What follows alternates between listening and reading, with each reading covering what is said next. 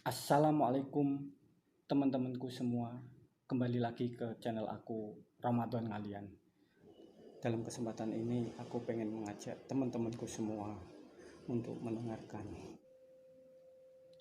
tips dari Dr. Edi Gunawan, cara agar hasil tes swab negatif.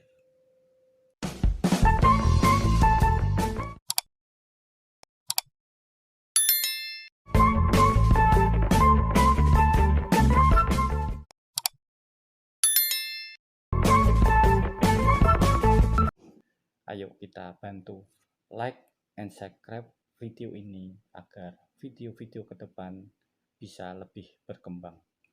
Teman-temanku semua, ayo kita mendengarkan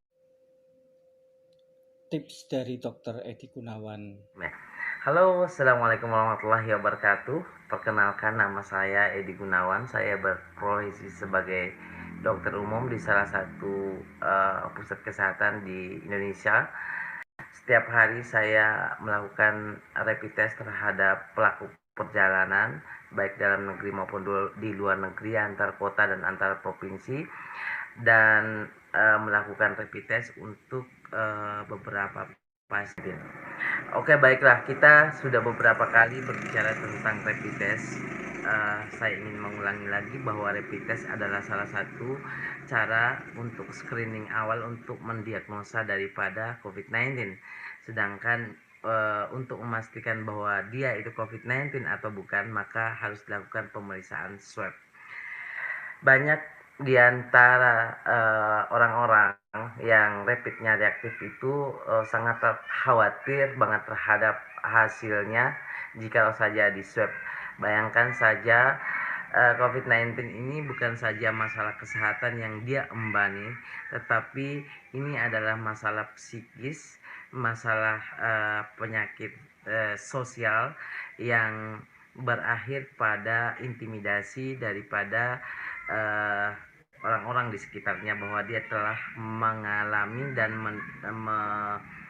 mengalami penyakit namanya COVID-19 atau coronavirus. Jadi baik, di kesempatan kali ini kita ingin menjabarkan dan memberikan tips agar dan bagaimana caranya agar hasil tes swab yang dilakukan itu menghasilkan hasil ke arah yang negatif. Memang sih bahwa kalau virus COVID-19 atau coronavirus itu kalau dilakukan tes, kalau memang positif ya positif aja gitu. Tapi ada beberapa trik dan tips agar hasil yang kita dapat itu bergeser ke arah yang negatif. Ya, tidak perlu memperpanjang lebar. Kita jabarkan satu tipsnya. Yang pertama itu dianjurkan seminggu sebelum melakukan swab test itu sebaiknya melakukan kumur dengan betadine iodin. Betadine obat merah yang biasa kita dapatkan di toko obat atau di apotek. Itu dilakukan di kumur betadine itu dimasukkan 2 tetes ke dalam gelas, kemudian dilakukan kumur sampai ke daerah dari tenggorokan, daerah belakang tenggorokan. Walaupun diminum juga sebenarnya tidak masalah, itu tidak membahayakan bagi orang yang melakukannya, sehingga itu bisa membersihkan di daerah mulut, tenggorokan sampai ke daerah laring dan faring. Sehingga ini akan memberikan efek baik terhadap kebersihan daripada saluran pernapasan bagian atas. Yang kedua, tempat yang harus dikumur adalah yaitu daerah hidung. Daerah hidung itu bisa dilakukan proses kumur dengan cara memasukkan lagi air yang dicampur dengan betadine sekitar 2-3 tetes, itu kemudian dimasukkan ke dalam hidung sampai ke belakang sampai kita merasa ada rasa sakit di belakang di hidung, rasa sakit kepala, kemudian dikeluarkan kembali. Itu untuk membersihkan di daerah hidung, ya. Jadi jangan lupa bagi yang ingin melakukan swab test itu membeli dan mencari iodin atau obat uh, merah itu kemudian diteteskan ke dalam air putih dalam gelas, 2 tetes dalam setengah gelas ya, setengah gelas saja itu sudah cukup. Kalau mau 3 tetes atau 4 tetes juga tidak masalah, karena rasa daripada iodin ini tidak terlalu enak, jadi mungkin banyak yang merasa tidak nyaman. Yang kedua, tips yang boleh kalian lakukan bagi yang ingin melakukan swab test agar hasil yang didapatkan adalah mengarah ke hasil yang negatif. Yang kedua yaitu dengan melakukan mengkumur garam. Garam yang digunakan boleh garam yang beriodium atau garam yang masih butir-butir atau garam tradisional lah. Kemudian garam tersebut itu diaduk di dalam gelas juga, sehingga rasa asin pada air itu terasa. Boleh 1 sendok, boleh setengah sendok. Kalau mau hasilnya lebih bagus memang dianjurkan 1 sendok dalam 1 gelas. Pertanyaannya, apakah boleh garam itu diminum? Bagaimana kalau sampai ketelan? Itu tidak masalah. Apakah dianjurkan untuk masukkan lewat hidung? Kalau kuat dengan rasa perihnya boleh, tapi kalau tidak jadi tidak masalah juga. Tapi sebaiknya untuk melakukan swab test untuk membersihkan daerah saluran pernapasan atas itu adalah memang dengan membersihkan dengan air garam, ya. Tips yang ketiga adalah rajin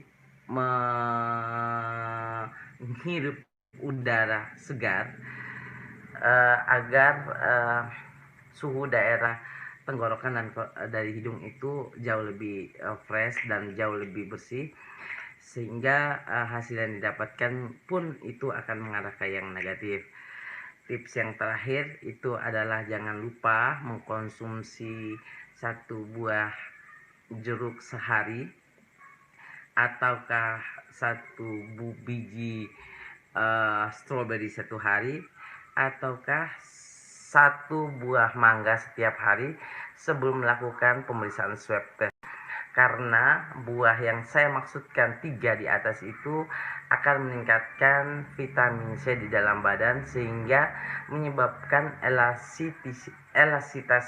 elastisitas daripada pembuluh darah itu akan bagus, sehingga memperlancar daripada semua aliran yang ada di dalam badan kita. Yang ketiga itu adalah sebaiknya mandi dulu dan membersihkan seluruh badan. Oke, terima kasih. Itu adalah keempat tipsnya. Untuk atensinya saya ucapkan terima kasih. Assalamualaikum warahmatullahi wabarakatuh. Teman-temanku semua, setelah kita mendengarkan tips dari Dr. Edi Gunawan agar hasil tes swab kita bisa negatif, antara lain yaitu yang tips pertama kita bisa melakukan berkumur dengan campuran 2 tetes betadine dengan setengah air gelas. Kita bisa gunakan untuk membersihkan mulut kita dengan berkumur dan kita keluarkan lagi, dan untuk membersihkan hidung kita masukkan ke dalam hidung kita dan kita keluarkan lagi.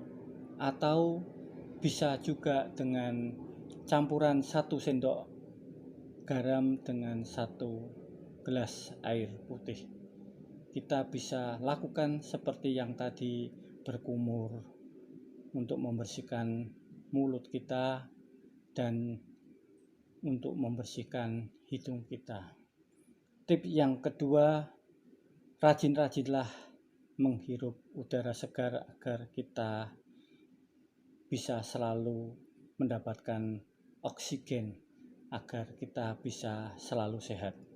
Dan tip yang ketiga, dianjurkan kita mengkonsumsi buah-buahan, antara lain satu hari kita bisa makan buah jeruk atau stroberi atau buah mangga.